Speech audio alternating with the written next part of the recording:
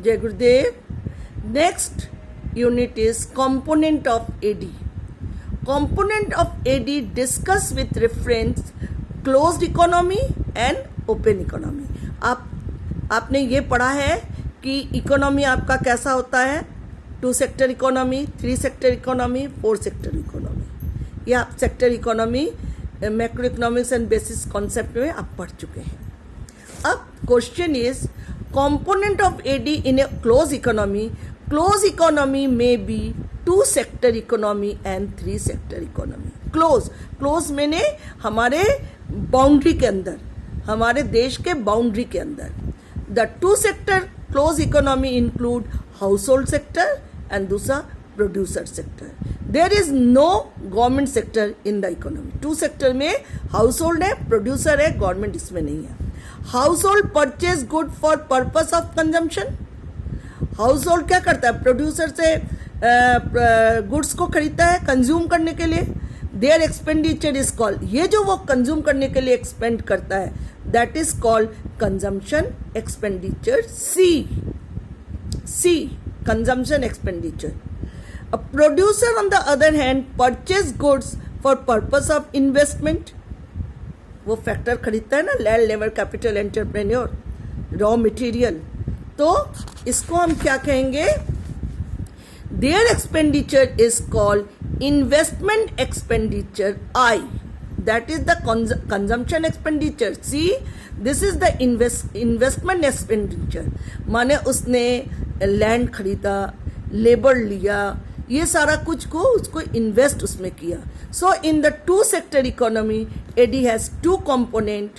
AD is equal to C plus I. C is the household consumption expenditure.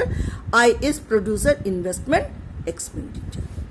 In 3 sector closed economy include household, producer and third one is the government sector. The government make collective consumption expenditure. Government जो है collectively public के लिए काम करती है, इसलिए consumption expenditure, public consumption expenditure. और second is consumption expenditure on the behalf of the society. समाज के लिए उसे करना पड़ता है और कुछ वो अपने कंज्यूम करके रखता है जनता के लिए. Example, government expenditure on the purchase of food and cloth for the defence forces. Government investment expenditure on the road, bridges.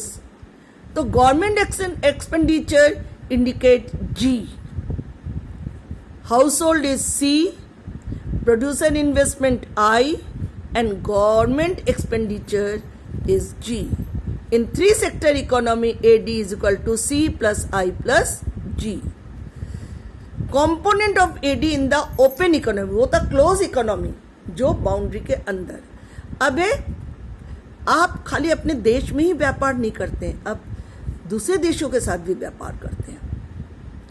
तो an open economy include 4 sector, household sector, producer sector, government sector and the rest of the world. Rest of the world sector generate demand for our goods.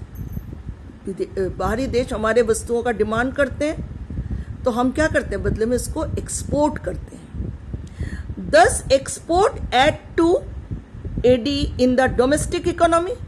जो हम बाहर भेज रहे हैं product, उसके बदले में पैसा मिलता है, वो हमारे देश के नेशनल इनकम में जुड़ता है, अर्थव्यवस्था में जुड़ रहा है.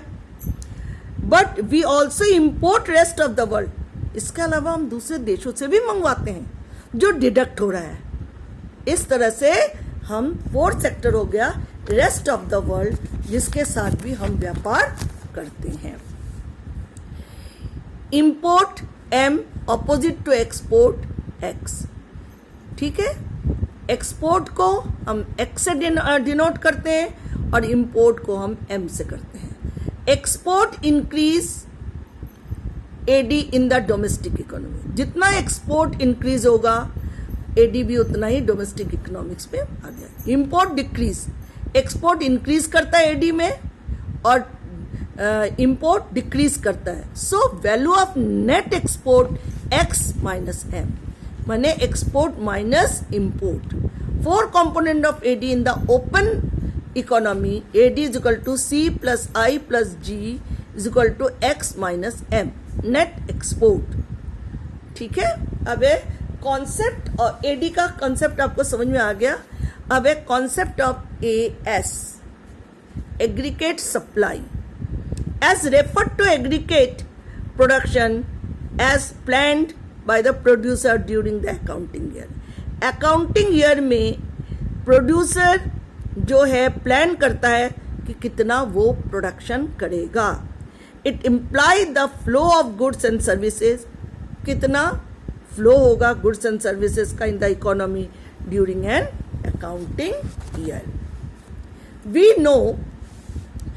No production of goods and services किसको बढ़ाएगा? Value addition, and value addition implies income generation. इस बात को ध्यान से सुनिए.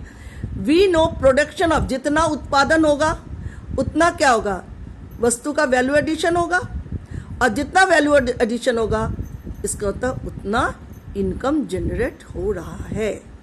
According to aggregate supply imply flow of income, ये फ्लो ऑफ इनकम को बता रहा है in economy during an accounting year.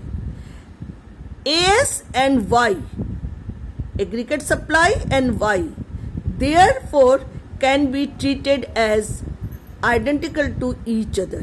एक दूसरे के पूरक के रूप में काम करते हैं.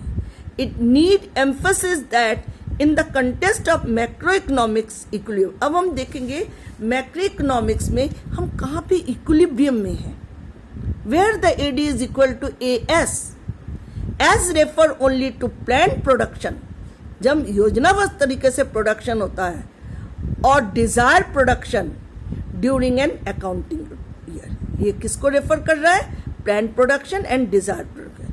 It not refer to actual output, कितना आउटपुट निकल के आएगा इसको नहीं बता रहा है, इसको रेफर नहीं कर रहा है.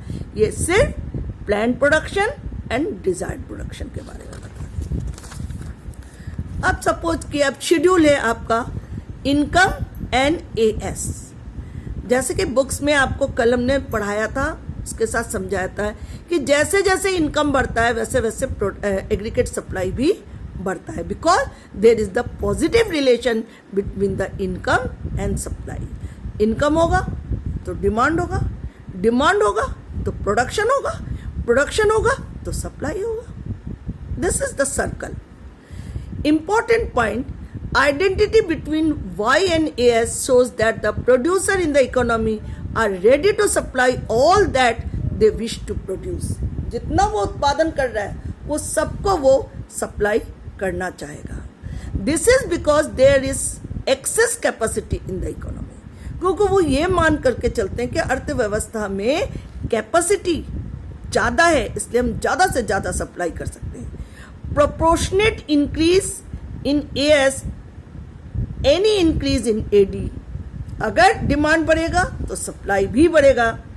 Late to a constant price, लेकिन उसके साथ प्राइस लेवल का कांस्टेंट होना जरूरी है. प्राइस लेवल घटेगा बढ़ेगा तो डिमांड में भी परिवर्तन आएगा और सप्लाई में भी. इसलिए proportionate increase in AS, demand के प्रोपोर्शनेट में AS का वृद्धि led to a constant price level in the economy, so that price has no role to play a determine of AS.